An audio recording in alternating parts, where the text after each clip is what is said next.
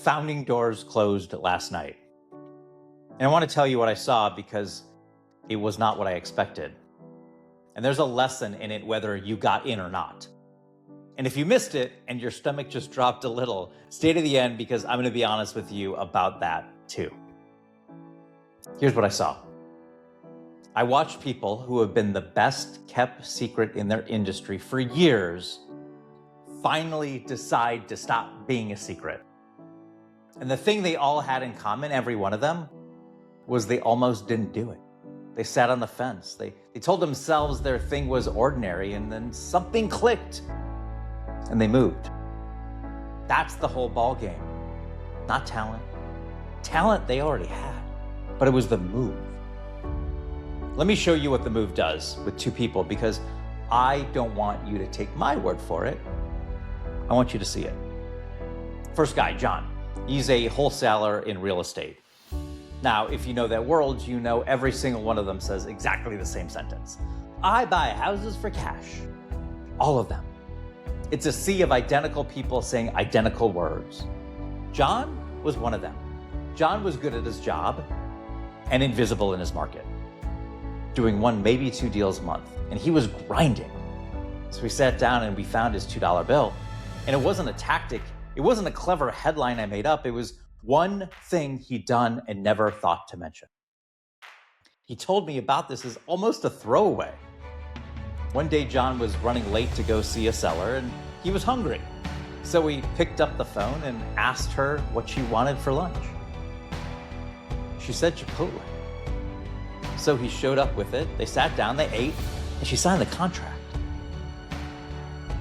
And she told him exactly why.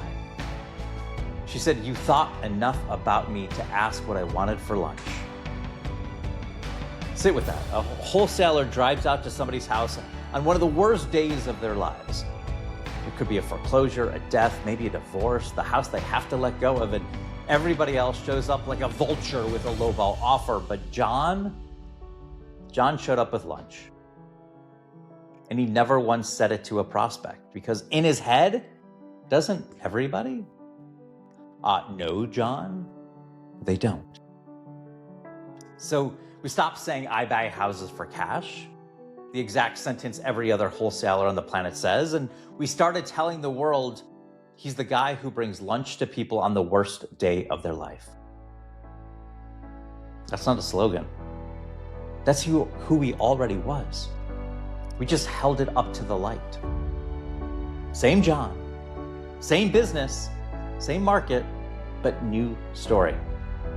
He came to me wanting one or two deals a month, more deals a month. Now he's doing 8 to 10 a month now. Second person, Howard. Howard's a consultant. I know, very generic, but he's a consultant. He's awesome at what he does. He was charging about $2,500 per time spent with a client. And he was underselling himself into the ground. He was underselling himself, and as a result, was sounding like every other consultant. So people treated him like every other consultant, and they priced him like one. So we didn't change his skills, we changed his story and his positioning. Same work, same Howard. And then I helped his mindset. I helped him believe that he was not worth $2,500 a gig. $15,000. $2,500 to $15,000. The positioning? It felt like a $15,000 positioning. It was him, 6 times the price. Same guy, same deliverable. The work he handed the client on Monday was identical to the work he'd been handing them for years. The only thing that moved was the story around it, and the price followed the story because price always follows the story. People do not pay premium money for a service. They pay premium money for the person they believe is the only one who can do it right. Howard was always that person. He just sounded like everyone else, so he got paid like everyone else. And I want to be really clear about what did and did not happen with both of these guys. Nobody got better at their actual craft over a weekend. Nobody took a course on closing. Nobody learned a new skill. John didn't get better at buying houses. Howard didn't get better at consulting. The only thing that changed was that somebody stood at the edge of their field and found the one true thing they'd gone blind to, and then built the story around it so the world could finally see what was there the entire time.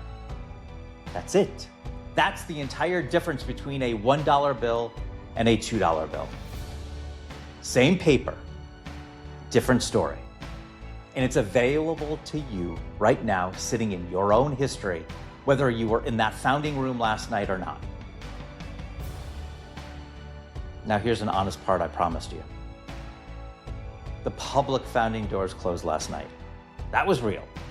And the people who moved got the founding price and the bonus is locked in. But I'm a producer, not a robot.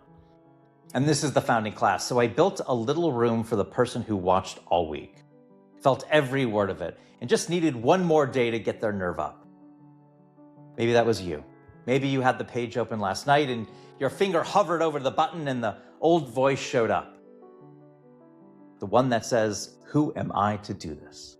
Is my thing really that special? I'll do it next time." I know that voice. That voice ran in my head and life for years. That voice is why I stayed invisible so long. So if that's you, the page is still open for you to raise your hand and request a founding seat. I'm not going to run some fake countdown at you. I'm not going to pretend there's a timer when there isn't. I'm just going to tell you the truth. The way I tell a friend, we start tomorrow. That is non-negotiable. The founding price and the founding bonuses do not come back. When the room is full, it's full. And that version of this is gone. That's real. Not gone as in marketing gone. Gone, like period gone. So if last night came and went, and you felt that drop in your stomach, that's information. That's the thing telling you it's not ready to stay buried. Go to marquee.bradholzman.com and raise your hand today. Let's find your $2 bill while there's still a seat with your name on it. We start tomorrow. I would love for you to be in that room. Opening day, tomorrow. Don't be the best. Be the only. Be the $2 bill.